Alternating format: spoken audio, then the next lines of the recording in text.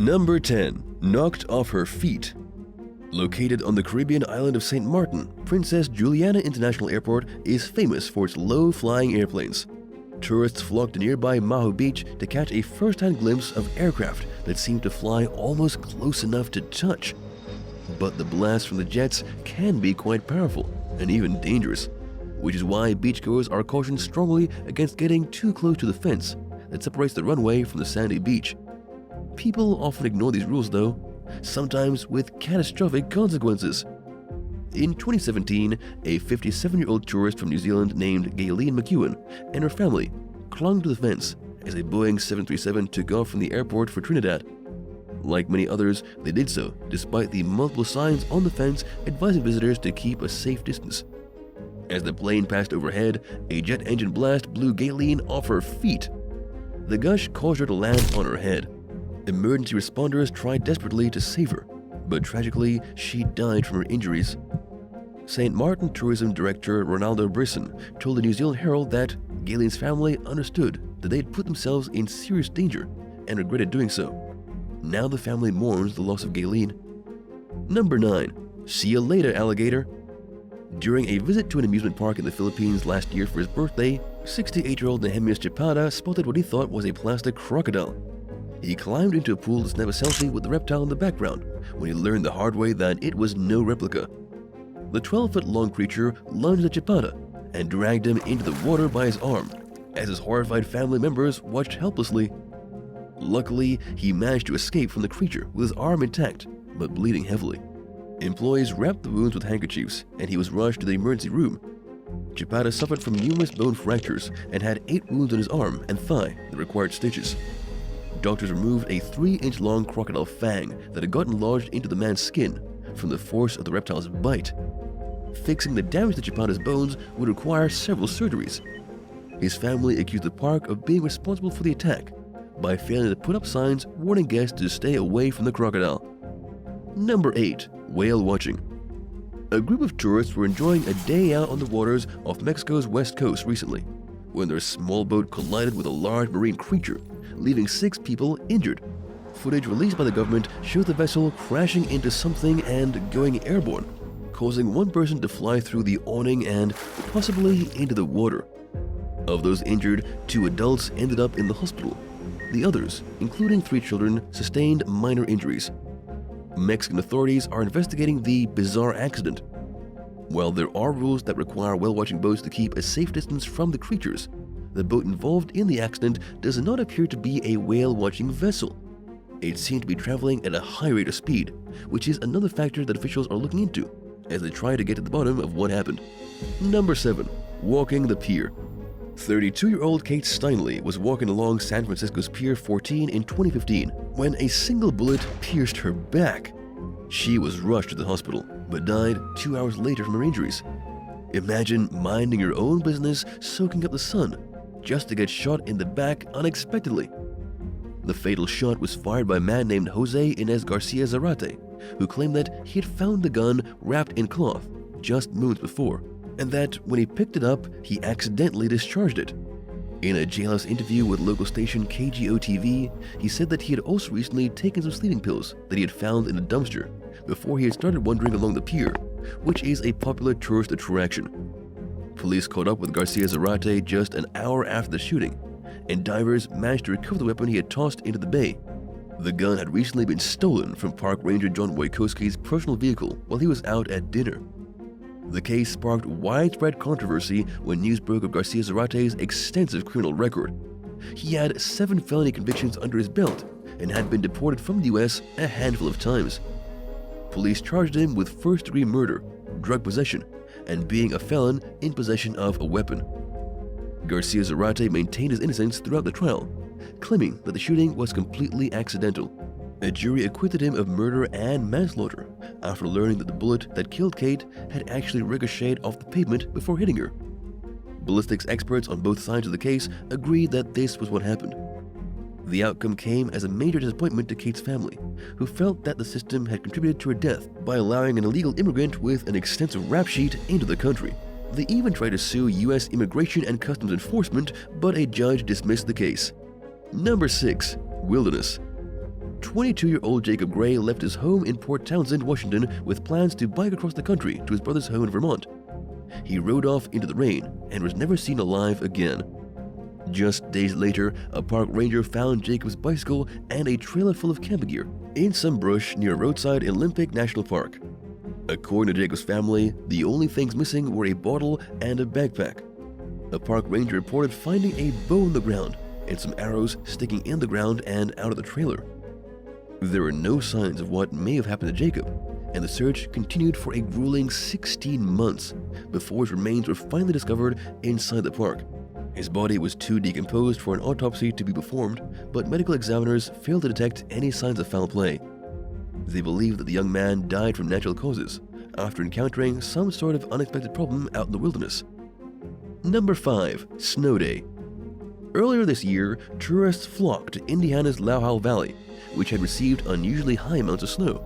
It's a rare sight in the region, where rising temperatures have caused snow to disappear from most places, so loads of people were excited to check it out. Like many other visitors, a 24-year-old woman named Akancha was so eager to experience the snow that she didn't realize how dangerous it could be. She was sliding around on some deep snow when she fell through a soft portion of it and vanished from sight. Akancha was trapped for more than 2 hours while rescue teams worked to find her. By the time they found her, her pulse was extremely weak. Sadly, she died on her way to the hospital. When Akancha fell through the snow, she had become soaked with freezing cold water, which did more damage to her body than her injuries from the fall. Number 4. Ride or Die. Nekia Dodd recently opened up to CNN about how she was about to watch a movie with her daughter one night earlier this year when she received a call that every parent fears the most. Her 14-year-old son, Tyre Sampson, had died after falling off a ride at an Orlando amusement park. It took a little longer for the news to reach Tyre's dad, Yarnell Sampson, who had already seen gruesome footage of the accident on social media. When he realized that the victim in the video was his son, he got physically ill and vomited. Tyre had visited the Icon Park in Orlando with family and friends during spring break. At more than 6 feet tall and over 300 pounds, he was too big for some of the rides and had been turned away from several before he was finally allowed on the Orlando Freefall Drop Tower ride. It stands at nearly 400 feet high and has been described as the world's tallest ride of its kind. After the initial drop, Tyre fell out of his seat and onto the pavement below. He died from his injuries. The ride was shut down indefinitely as authorities began investigating the teen's tragic death. A friend who rode the drop tower with Tyre could tell that something wasn't right. As soon as the ride took off, he could tell that his seat wasn't properly secured. In a heartbreaking final request to his friends, Tyre asked them to make sure his parents knew he loved them if he didn't make it down safely. Investigators determined that employees had failed to properly secure his belt and that they shouldn't have let him on the ride. The young man's death has sparked outcries for stricter safety regulations at amusement parks. Florida Rep. Geraldine Thompson has vowed to propose a bill in Tyre's honor to make sure that no other families have to endure such unspeakable suffering. Number 3. Eat, Pray, Love. In 2015, Denise Thyme quit her job and left her Arizona home to travel the world on a soul-searching journey. The 41-year-old went to Spain, where she walked along the famous 500-mile-long Camino de Santiago.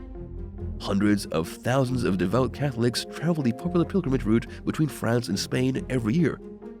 Denise was last seen eating breakfast with a man in the town of Astorga before she vanished seemingly into thin air. Her brother, Cedric Thyme, told ABC News that he was particularly concerned by Denise's sudden silence because she was an experienced traveler and Wi-Fi is pretty much available everywhere. There was simply no logical explanation for why she would have stopped talking to her family members, leading Cedric to believe that something was very wrong. Authorities spent months searching for Denise before zeroing in on a suspect named Miguel Angel Munoz. He reportedly confessed to murdering the solo traveler and took police to her body before retracting a statement and proclaiming his innocence. Munoz lived in an area where Denise had taken a detour from the main road to visit a small town. He had a reputation for acting bizarre and antisocial, and was suspected of assaulting 2 other women who had been attacked along the same stretch of road. According to locals, he was a recluse who had been living in a wooden shack for several years at the time of Denise's death. Prosecutors theorized that Munoz had painted some misleading yellow arrows along the road with the intention of misleading women to his nearby farm. Several people claimed to have encountered the man after following the arrows, which look just like the arrows that are meant to guide the pilgrims, and somehow ending up on the wrong footpath. A jury found Munoz guilty of murder and sentenced him to 23 years in prison. Number 2. Sidewalk preaching. During a visit to Hollywood's Walk of Fame last year, a tourist decided to let a man know that he didn't agree with the sidewalk preaching. Bystander footage shows 5 or 6 bystanders, who weren't involved in the initial disagreement, ganging up against the out-of-towner, right before things erupt into outright chaos. The outnumbered tourist tried to run away, but the group caught up with him. They continued to kick him even after he was knocked unconscious during the minutes-long attack and was lying motionless on the ground. Thankfully, the victim was not seriously injured, and he was released from the hospital after being treated. Ramondo Lee Taylor, who was walking nearby when the chaos unfolded, said that he believed the attack was a hate crime. The police announced that they were investigating it as a potential hate crime with a deadly weapon. They declined to explain why they believe the assault may have been motivated by hate. Number 1. Fatal bus crashes. Just recently, in April 2022, 14 people were killed and nearly 20 others were injured when a tourist bus crashed into a billboard in Indonesia. The group was on its way back to the city of Surabaya after visiting a remote mountain resort when the accident occurred early that morning. Police are still investigating the collision. According to witness reports, the bus driver seemed drowsy beforehand. He suffered serious injuries in the crash and had not yet spoken to investigators when news of the tragedy broke. The accident came just weeks after a tourist bus in Egypt burst into flames, burning several passengers alive. The bus was traveling along a highway in the country's southern region when it crashed into a truck for unknown reasons, killing 10 tourists and injuring at least 14 others. Those who survived were left with fractures, burns, and bruises, but they were reported to be in stable condition after being taken to the hospital. Included among those who didn't make it were the bus driver, his assistant, a tour guide, and visitors from France and Belgium. Their charred remains were found inside the completely burned out bus. Just days earlier, a bus had crashed on a highway in Egypt near the Red Sea with 19 Polish tourists aboard. The vehicle rolled over, killing the driver and at least 2 of the passengers. Thanks for watching. Would you rather go on vacation and have it rain the entire time or get separated from your group while whitewater rafting? Let us know in the comments below, and don't forget to subscribe.